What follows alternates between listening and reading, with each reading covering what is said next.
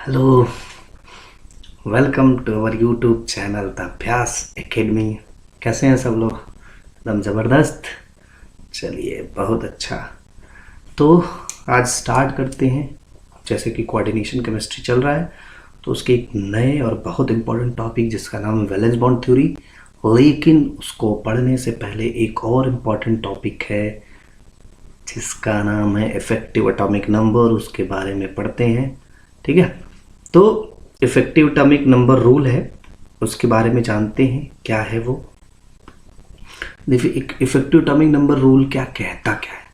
तो ये एक इंग्लिश केमिस्ट सिडविक साहब, उन्होंने इसके बारे में बताया। उन्होंने कहा कि जो इफेक्टिव एटॉमिक नंबर होता है किसी मेटल का, किसी कॉम्प्लेक्स में, वो शुड बी इक्वल टू होना चाहिए, इक्वल किसके? Nearest noble gas. Nearest noble gas मतलब जैसे मान लो आयरन है, तो उसके जो नियरेस्ट नोबल गैस है 26 है, तो 36, ठीक है, क्रिप्टॉन। तो उसके जस्ट बगल वाला जो है उसकी बात कर रहा है क्रिप्टॉन के पास कि वो जो हमारा क्या है, EN इफेक्टिव एटॉमिक नंबर उसकी इक्वल होना चाहिए। अब भाई इफेक्टिव एटॉमिक नंबर है क्या, इसके बारे में भी तो जानना है।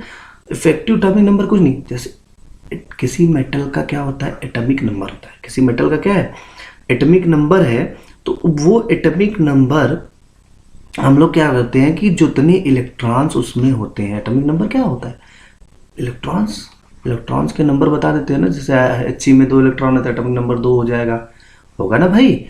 तो वैसे ही यहाँ पे क्या, इफेक्टिव एटॉमिक नंबर मतलब पूरा जो किसी कॉम्प्लेक्स का इफेक्टिव एटॉमिक नंबर आ रहा है, इसमें एटॉमिक नंबर आ गया।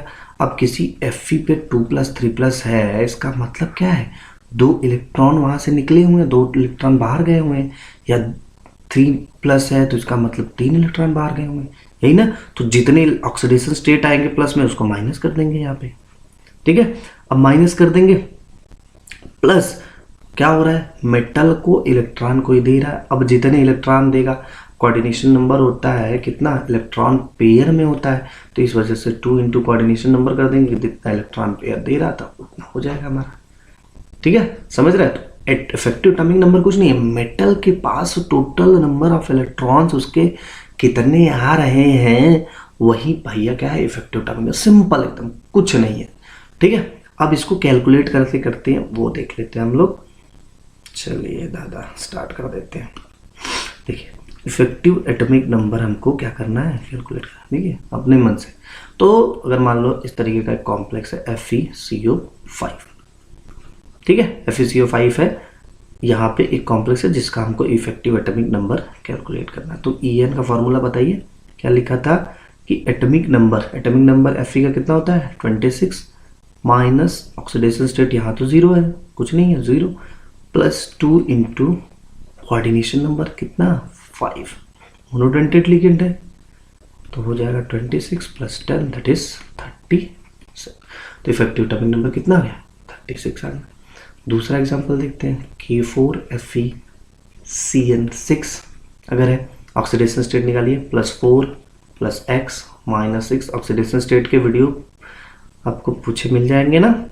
+4 प्लस 6 माइनस 6 इक्वल्स टू 0, तो x निकलेगा +2 आ जाएगा, आएगा ना +2। अब इफेक्टिव एटॉमिक नंबर निकालिए, फटाक से कैलकुलेट करिए, क्या आएगा, atomic number 26 minus oxidation state 2 plus 2 into coordination number कितना, 6, कितना आ गया, 24 हो जाएगा ना, माइनस में 24 प्लस 12 दैट इज 36, ठीक है, 36। और देख लेते हैं, फटाफट देखते हैं। NiCO4, देखिए Ni का यहाँ भी 0 ऑक्सीडेशन स्टेट है, तो Ni का कितना होता है, 28 plus 2 into 4 that is 8, 28 plus 8 क्या हो जाएगा, 36। लेकिन NiCl4 का वही निकालिए, NiCl4 2 माइनस कॉम्प्लेक्स बनाता है, तो यहाँ हो जाएगा 28 माइनस ऑक्सीडेशन स्टेट 2 आएगा, तो 2 प्लस 2 इंटू 4, तो यह क्या हो जाएगा, 36। फोर्थ, ऐसा नहीं है कि एग्जैक्ट इतना ही आएगा 36 के बराबर, पर एन रूल कह रहा है कि 36 होना चाहिए। इसका मतलब जो 36 आ रहा है इसका मतलब वो एन फॉलोड है, रूल क्या कर रहा है, फॉलो कर रहा है। अगर जो नहीं आ रहा है भाई एन को फॉलो नहीं कर रहा है, तो आपको क्या कर सकता है, एंट्रेंस एग्जामिनेशन में ऐसे क्वेश्चन दे सकता है कि which of the following compound follow E N rule. वहाँ आपको 4 ऑप्शन दे देगा, 3 नहीं करता रहेगा, 1 करता रहेगा, आप फटाक से कैलकुलेट करके बता देंगे। ठीक है, तो इस तरीके से आप कई सारे कॉम्प्लेक्स के एग्जाम्पल आप फटाफट सॉल्व कर दीजिए। ठीक है, लेकिन हम लोग आगे बढ़ते हैं नेक्स्ट इंपॉर्टेंट टॉपिक। ठीक है, वैलेंस बॉन्ड थ्योरी बड़ा इंपॉर्टेंट टॉपिक है, इसके बारे में अक्सर पूछा एग्जाम में। वैलेंस बॉन्ड थ्योरी कौन दिया है, लिनियस पाउलिंग साहब दिए हुए। इनके पॉइंट के बारे में देखते हैं। लिगेंड, पहला पॉइंट है, ligand metal interaction arises by the donation of pair of electrons by ligand to metal. Simple है ये तो, हम लोग स्टार्टिंग से ही बात कर रहे हैं। लिगेंड क्या करता है, मेटल को इलेक्ट्रॉन पेयर डोनेट करता है और उन दोनों के बीच में अट्रैक्शन होता है। यही तो है, लिगेंड इलेक्ट्रॉन पेयर डोनेट करेगा मेटल को और उन दोनों के बीच में रिलेशनशिप स्टेबलाइज हो जाएगा। ठीक है, सेकेंड बात क्या कहा इन्होंने कि to accommodate these electron pairs metal possess number of vacant orbitals of comparable energy. भाई सिंपल सी बात है, मेटल को इलेक्ट्रॉन चाहिए तो ऑर्बिटल उसको वैकेंट करना पड़ेगा ना भाई। हमारे पास जगह खाली, हमारे जेब में पूरा भरा रहेगा तो हम किससे पैसा मांग के रखेंगे, और जगह खाली तो होना चाहिए ना। तो अब जगह खाली होना और इक्वल एनर्जी का भैया जगह हमको खाली करना है, हमको 2000 रखना है तो 2000 के भर का बराबर कर रहना चाहिए खाली ना। तो वो कह रहा है कि इक्वल मतलब कंपेरेबल एनर्जी का होना चाहिए, मतलब जिसमें इलेक्ट्रॉन्स को हम लोग भर सकते हैं। ठीक है, नेक्स्ट पॉइंट में क्या कह रहा है, तीसरे पॉइंट में, depending upon the number of ligands approaching metal possess number of vacated orbitals and made available for hybridisation. Hybridisation हम लोग जानते हैं क्या होता है, 2 या 2 से अधिक ऑर्बिटल हाइब्रिडाइज करते हैं, मिलते हैं। ठीक है, उसमें क्या होगा कि उनकी एनर्जी सेम भी हो सकती है, डिफरेंट भी हो सकती है, लेकिन हाइब्रिडाइजेशन के बाद जो ऑर्बिटल्स बनेंगे, जैसे sp हाइब्रिडाइजेशन हो रहा है तो 2 sp के हाइब्रिड ऑर्बिटल बनेंगे, इन दोनों की एनर्जी क्या होगी, अब सेम होगी। तो हाइब्रिडाइजेशन के बाद जो हाइब्रिड ऑर्बिटल्स बनते हैं उनकी एनर्जी सेम होती है। ठीक है, और ये कह रहा है कि उतने नंबर ऑफ वैकेंट, भाई हमारे पे अगर 5 मेहमान आ रहे हैं, हमारे 5 मेहमान आए, ठीक है, तो हमें क्या करना पड़ेगा, 5 बेड का व्यवस्था करना पड़ेगा ना सोने के लिए उनकी, तो उतनी व्यवस्था कह रहा है कि जितने डिपेंड करता है कि कितने नंबर ऑफ इलेक्ट्रॉन पेयर आ रहे हैं, उतने जो है ये लिगेंड क्या करता है, मेटल पजेस करता है खाली ऑर्बिटल, वैकेटेड ऑर्बिटल। ठीक है, फिर देखिए चौथा भी बड़ा इंपॉर्टेंट चीज आ रहा है कि सबस्टेंस हैविंग अनपेयर्ड इलेक्ट्रॉन। भैया कोई भी सबस्टेंस है उसके पास एक भी अगर अनपेयर्ड इलेक्ट्रॉन प्रेजेंट है तो इसका मतलब वो सबस्टेंस कैसा होगा, पैरामैग्नेटिक सबस्टेंस। जानिए, एक भी अनपेयर्ड इलेक्ट्रॉन अगर प्रेजेंट है, ठीक है, और substance having all electrons paired, मतलब सारे इलेक्ट्रॉन्स पेयर्ड हो जाएंगे, तो वो क्या होगा, डायामैग्नेटिक होगा। ठीक है, नेक्स्ट देखिए, हाँ ये फार्मूला भी है, देख लेते हैं कि अगर मैग्नेटिक मोमेंट कैलकुलेट करना हुआ तो mu equals to under root क्या कर सकते हैं, nn+2 के फार्मूला से हम लोग कैलकुलेट कर सकते हैं। बोर मैग्नेटॉन इसका यूनिट होता है। ठीक है, जहाँ n क्या है, नंबर ऑफ अनपेयर्ड इलेक्ट्रॉन, जितनी अनपेयर्ड इलेक्ट्रॉन है उसके बेसिस पे हम लोग ये फार्मूला का यूज करके म्यू की वैल्यू कैलकुलेट कर सकते हैं। ठीक है, अब एक बात आती है कि अगर हम आपको आपके दोनों हाथों में कह दिए एक सबस्टेंस है दूसरा सबस्टेंस दे दिए, ठीक है, आ गए आप लोग, ठीक दे दिए, और कहें कि भैया इसमें एक पैरामैग्नेटिक और डायमैग्नेटिक, अब कैसे पता करेंगे। अब कुछ लोग कहेंगे कि इसको फोड़ेंगे देखेंगे इसका इलेक्ट्रॉन पेयर्ड है कि अनपेयर्ड है।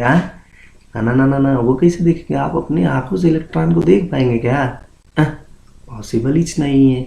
तो करना क्या है, इन दोनों को ले जाएंगे मैग्नेटिक फील्ड में, ले जाएंगे। अब जैसे ही मैग्नेटिक फील्ड में ले गए, जो डायामैग्नेटिक सबस्टेंस होता है ना, वो मैग्नेटिक फील्ड में रिपेल होता है, मतलब उसको मैग्नेटिक फील्ड अपने से दूर करता है। ठीक है, वही जो पैरामैग्नेटिक सबस्टेंस होगा उसको मैग्नेटिक फील्ड जो है वो अपनी तरफ अट्रैक्ट करेगा। ये बड़ा इंपॉर्टेंट, जैसे ही मैग्नेटिक फील्ड जनरेट करेंगे हमको पता चल जाएगा कि कौन सा पैरामैग्नेटिक कौन सा डायामैग्नेटिक है। चलिए आगे बढ़ते हैं। देखिए ये बड़ा इंपॉर्टेंट है समझना। कोऑर्डिनेशन नंबर 2 अगर है तो हाइब्रिडेशन क्या होगा, sp हाइब्रिडेशन होगा। ज्योमेट्री क्या होगी, लीनियर बॉन्ड एंगल 180, एग्जाम्पल कुछ दे दिया है, ठीक है।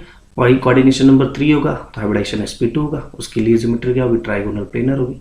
कोऑर्डिनेशन नंबर 4 में दो ऑप्शन है आपके पास, sp3 हाइब्रिडेशन, dsp2 हाइब्रिडेशन, दो तरीके का। वो कैसे बनेगा अभी हम लोग पढ़ेंगे, क्योंकि कोऑर्डिनेशन नंबर 4 और 6 ही जो है इंपॉर्टेंट हमारे लिए, क्वेश्चन उसी से आएगा।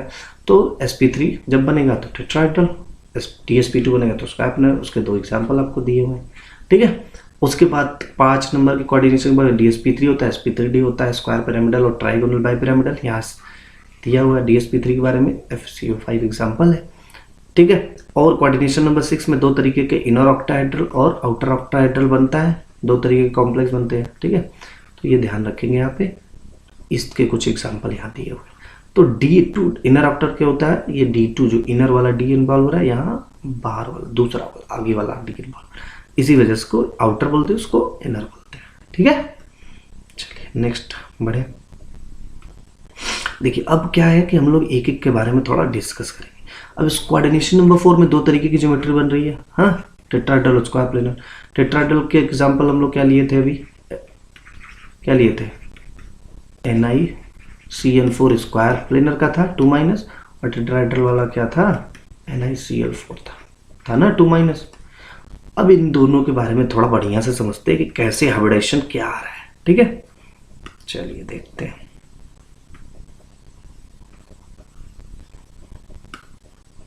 चलिए देखिए, जैसे NiCl4 का करना है आपको 2-, ठीक है। अब यहाँ पे ऑक्सीडेशन स्टेट अगर Ni का निकालेंगे क्या आएगा, Na2+ आएगा। और Ni की इलेक्ट्रॉनिक कॉन्फ़िगरेशन क्या होता है, अंतिम लास्ट 3d8 4s2, 2 इलेक्ट्रॉन गायब हो गया क्योंकि 2+ आ गया, तो बचा क्या 3d8। अब 3d8 बचा है तो इसको क्या करिए, बना लीजिए।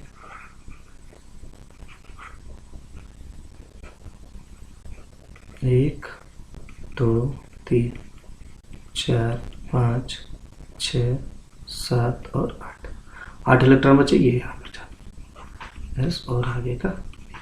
अब भैया देखिए वैलेंस बॉन्ड थ्योरी क्या है, ये बड़ा यहाँ समझना जरूरी है कि वैलेंस बॉन्ड थ्योरी कहता है कि चूंकि मैग्नेटिक मोमेंट डाटा ये बोल रहा है कि ये जो कॉम्प्लेक्स है ये पैरामैग्नेटिक है और इसमें दो अनपेयर्ड इलेक्ट्रॉन प्रेजेंट है, तो इसका मतलब क्या है कि ये दोनों इलेक्ट्रॉन ऐसे ही एज सच प्रेजेंट हुए, क्योंकि पेयर्ड नहीं हो रहा है, अनपेयर्ड है। लेकिन हम लोग एक स्टेप आगे अगर जाते हैं तो CFT में ये बताया जाता है, तो अगर समझने के लिए हम लोग याद कर लें कि ये Cl जो होता है वीक फील्ड लिगेंड है। कैसा लिगेंड है, वीक फील्ड लिगेंड है, इसका मतलब इसके पास पावर नहीं है इन दोनों को पेयर कराने के लिए, सिंपल बात, शक्ति इसके पास है नहीं, तो ये पेयर नहीं करा पाएगा। तो अब बचा क्या इसके पास ऑप्शन, नहीं, Cl हमारे पास कितने हैं 4, तो 4 पेयर इलेक्ट्रॉन डोनेट करेगा, एक यहाँ डोनेट कर दिया, Cl- यहाँ कर दिया, यहाँ कर दिया, यहाँ कर दिया, ठीक है। तो कितने किया, एक S में किया और 3 P में किया, तो हाइब्रिडाइजेशन क्या हुआ, sp3। जब हाइब्रिडाइजेशन sp दी तो ज्योमेट्री टेट्राहेड्रल। अगर यही म्यू की वैल्यू निकालना हो कैसे निकालेंगे, n की वैल्यू क्या है, number of unpaired electron, 2 into 2 + 2 रहता है ना, √NN+2, तो ये हो जाएगा 8, और 8 की वैल्यू निकालेंगे तो 2.73 बोर मैग्नेट्रॉन आएगा। तो इस तरीके से हम लोग कैलकुलेट कर लेंगे, फटाफट करेंगे, कोई दिक्कत नहीं आएगा, एकदम मजा में एकदम, हाँ कोई दिक्कत नहीं है। चलिए तो अब थोड़ा और आगे बढ़ते हैं, स्क्वायर प्लेनर का भी देख लेते हैं।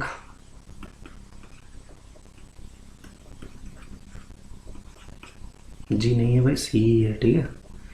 वहीं पे सेम चीज Na2+ का ऑक्सीडेशन इलेक्ट्रॉनिक कॉन्फ़िगरेशन 3d8 आएगा, बना लेते हैं 3d8।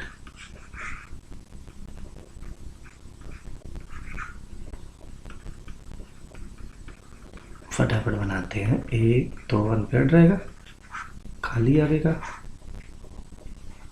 ठीक है।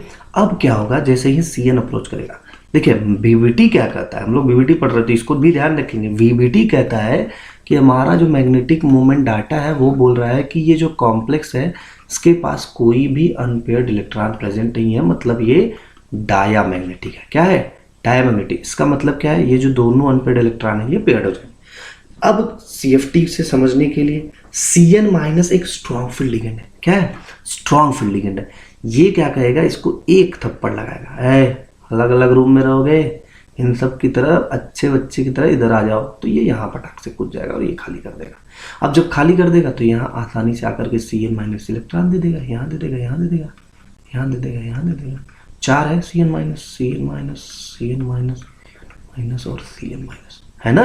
तो हाइब्रिडाइजेशन क्या हो गया, एक D एक S तो P, हाइब्रिडाइजेशन DsP2। और जब हाइब्रिडाइजेशन DsP2 तो सिमेट्री भी स्क्वायर प्लेनर हो जाएगा, आराम से हो जाएगा ना। ठीक है, तो और मैग्नेटिक मूवमेंट डाटा निकालेंगे, म्यू इक्वल्स टू क्या आएगा, 0। कैसे 0 आएगा, क्योंकि यहाँ n इक्वल्स टू 0, कोई भी अनपेड इलेक्ट्रॉन नहीं, अनपेड इलेक्ट्रॉन है ये नहीं है, तो डायमैग्नेटिक होगा। और डायमैग्नेटिक कॉम्प्लेक्स का मीन क्या होता है, 0 होता है ना। अब ये यहाँ पे एक समझना बड़ा ज़रूरी चीज़ है, NiCO4 कन्फ्यूज़न होता है लोगों को। NiCO4 देखिए क्या है, समझ जाएंगे ना, थोड़ा राइटिंग इधर उधर है। तो NiCO4 क्या है, निकल का 0 ऑक्सीडेशन स्टेट है, और निकल का कॉन्फ्लेक्शन क्या होता है 3d8 4s2। इसका मतलब जब हम वो बनाए डायग्राम बनाएंगे, ऑर्बिटल डायग्राम बना रहे हैं,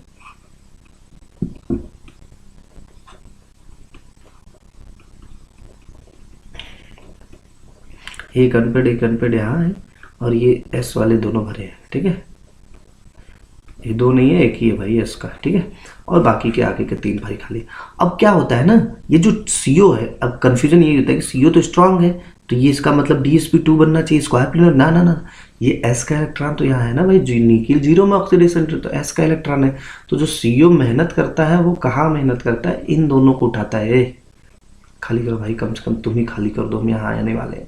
तो ये उठाता है, यहाँ भेज देता है, एक को यहाँ भेज देता है, काम उसका हो जाता है, ये खाली हो जाता है। तो एक S और 3 P हाइब्रिडाइज करके sp3। तो हमेशा देखना, ये ध्यान रखना कि जो NiCO4 होता है वो स्क्वायर प्लेनर नहीं बनता है, चूंकि है तो स्ट्रॉन्ग फील्ड लिगेंड CO, लेकिन स्क्वायर प्लेनर नहीं बनाता है, टेट्राहेड्रल। उसका कारण ये है कि S में इलेक्ट्रॉन रहता है, तो CO आता है तो S के इलेक्ट्रॉन को पेयरिंग के लिए डी में भेजता है। लेकिन अनपेयरिंग अगर कहेंगे कि n की इक्वल क्या आएगी, तो यहाँ पे भी 0 ही है, म्यू इक्वल्स टू वैल्यू 0 ही आएगा, ठीक है। तो ये ध्यान रखेंगे। चलिए आगे बढ़ते हैं। ये देखते हैं inner octahedral complex, outer octahedral अभी चर्चा हुआ है ना। कोऑर्डिनेशन नंबर 6 में 2 तरीके, जैसे इनर ऑक्टाहेड्रल का एग्जांपल क्या था, FeCN6 3 - 2 जो भी 4 कर दीजिए, यहाँ बचा है। तो ये हो गया FeCN6, ये इनर ऑक्टाहेड्रल। FeH2O6 देख रहा ना विनोद, अपने से H कितना फ्लो में है। अब भाई वाटर के फ्लो को कौन रोक सकता है। तो इस तरीके का कॉम्प्लेक्स अगर आपको दिखाई दे रहा है तो हम लोग समझ जाएंगे। अब इसका हाइब्रिडाइजेशन कैसे बनता है वो देख लेते हैं। चलिए देखिए, FeCN6 4 Fe का ऑक्सीडेशन स्टेट 2+ आएगा, फटाफट सब लोग निकाल लेंगे ना। अब इसका इलेक्ट्रॉनिक कॉन्फ़िगरेशन 3d6 आएगा ना सबका। क्यों आएगा, 3d6 4s2 होता है Fe का, ठीक है। अब इसका बनाते हैं, तो 3 4 1 1 1 1 1 36 हो गया, 4s वाला खाली आगे का, ठीक है। अब क्या होगा, हमको आगे की जरूरत पड़ेगी तो आगे बना लेंगे, ठीक है। ये Fe3+ किसे, अब क्या होगा, Cn- यहाँ आएगा, अप्रोच करेगा। जैसे ही Cn- अप्रोच करेगा तब क्या होगा,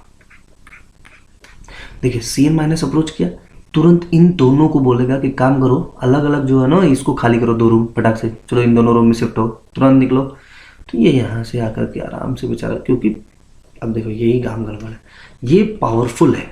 कौन पावरफुल है, Cn। अब पावरफुल बात सब सुनता है, तो ये यहाँ आकर के पेयर हो जाएगा, यहाँ पेयर हो जाएगा, यहाँ पेयर हो जाएगा, ये 2 खाली बच जाएगा। तो यहाँ 2 इलेक्ट्रॉन दे देगा, 2 इलेक्ट्रॉन आगे के 2 यहाँ दे देगा, और बाकी के 3 यहाँ दे देगा, ठीक है। तो D2S और 3P हाइब्रिडेशन क्या बन गया, D2sp3, और आगे का D इन्वॉल्व हो रहा है, इसलिए इनर ऑक्टाहेड्रल, ज्योमेट्री क्या है ऑक्टाहेड्रल। और यही म्यू की वैल्यू निकालने लगेंगे यहाँ पे भी, तो 0 ही आएगा ना। n = 0 then mu = 0, no doubt about it. Now ठीक है, समझ रहे ना। बहुत अच्छा बहुत अच्छा। तो अब एक आउटर वाला भी देख लेते हैं। देखिए आउटर का एग्जांपल दें, FeH2O6 3+, ठीक है। Fe चलो 3+ लिखते हैं, कोई दिक्कत नहीं। Fe3+ है तो क्या हो जाएगा, 3D6 हो रहा था 2+, तो यहाँ पे 3D5 हो जाएगा। बना लेते हैं, 1 2 3 4 5, बेचारा गरीब आदमी, ठीक है। तो ये आगे के 3P हो गए और ये आगे का D, आगे वाला D है। 1 2 3 4 5 ही बनाए भाई, ठीक है। तो आगे वाला D है ये, ठीक है। अब क्या करेंगे, यहाँ पे देखिए ये मैग्नेटिक VBT की तरफ से मैग्नेटिक मोमेंट डाटा कहता है कि ये कॉम्प्लेक्स ऐसा है जिसके पास 5 अनपेयर्ड इलेक्ट्रॉन है, ठीक है, वो पैरामैग्नेटिक है ना। तो लेकिन CF अगर हम देखें इसकी कैरेक्टरिस्टिक है तो H2O वीक फील्डिंग इंटर, तो इसके पास पावर ही नहीं इनको पेयर करने, तो शांति से आएगा H2O अपना इलेक्ट्रॉन यहाँ दे देगा, 1 S में 3P में दे दिया और 2 D का दे दिया। तो हाइब्रिडाइजेशन क्या हो गया, sp3d2, hybridisation sp3d2, geometry octahedral ही होगा, आउटर ऑक्टाहेड्रल बोलेंगे।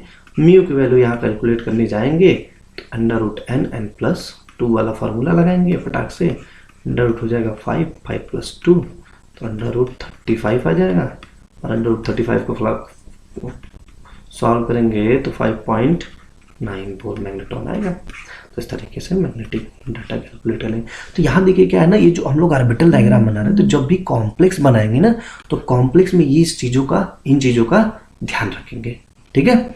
इन चीज़ों का एकदम ध्यान रखेंगे भैया, बनाते समय बना के पेयरिंग वेयरिंग करा करके उसके बाद म्यू की वैल्यू निकालेंगे। और हम लोग इससे जो बना लेंगे उससे क्या क्या सीख लेंगे कि ज्योमेट्री बता लेंगे, हाइब्रिडाइजेशन बता लेंगे, मैग्नेटिक मोमेंट डाटा कैलकुलेट कर लेंगे, ठीक है। तो ये ध्यान रखें हम लोग, हाँ चलिए बहुत अच्छा। तो अभी के लिए इतना ही रखते हैं, ठीक है। आप लोग काम क्या करेंगे, वीडियो अच्छा लगा ही होगा, लगा है ना, अरे लगा है तो लाइक कर दीजिए, शेयर भी कर दीजिए ताकि किसी और के पास पड़े। और ये बड़ा इंपॉर्टेंट काम है, चैनल को सब्सक्राइब करना, ठीक है। सब्सक्राइब कर लीजिए ताकि आने वाले वीडियो आसानी से मिल जाए आपको। तो अभी के लिए क्या करते हैं हम लोग, ठीक है। Thank you so much, video देखिए, जहाँ कोई प्रॉब्लम हो आप कमेंट बॉक्स में लिख सकते हैं। Thank you.